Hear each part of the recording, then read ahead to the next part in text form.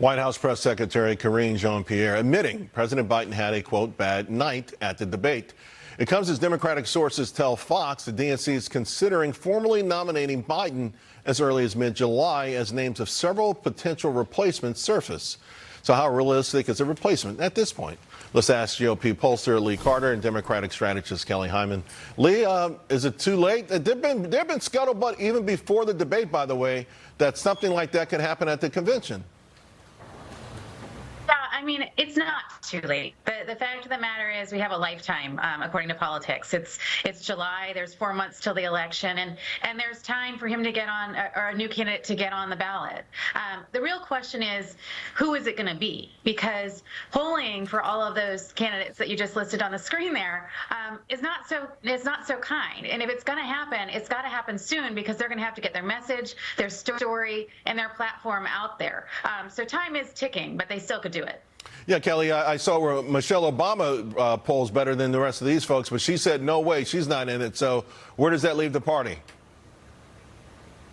Biden's going to be the nominee. As Biden has stated, once you get knocked down as an American, you get back up. And we need to know what he's done for the American people. And we know that he's fighting for the American people. And the American people have a choice of what they want. Do they want someone who said on day one they're going to be a dictator? Do we want someone who was liable for sexual assault? Do we want someone in the White House that's been convicted of 34 counts? And that's what's great about our country. We can get out there and vote. Yeah.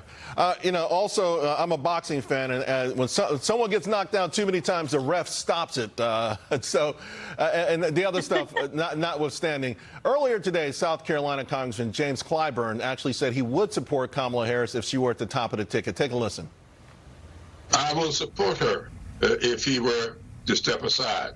But I want to support her going forward at some time in the future. I want this ticket to continue to be Biden-Harris, and then we'll see what happens after the next election.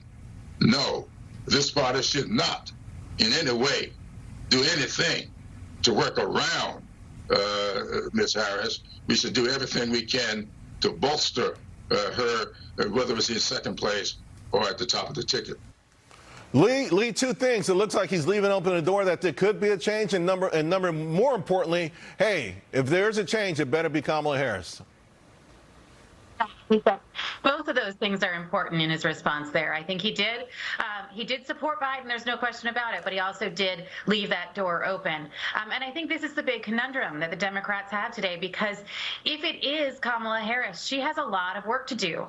Yes, today there were some polls that came out that have her doing better than she has been doing. But she is, in the other polls that came out today, she is still less popular than Joe Biden even after the debate.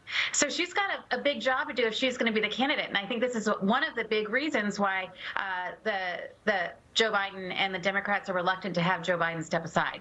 Kelly, how much of a liability would the vice president be if she was at the top of the ticket?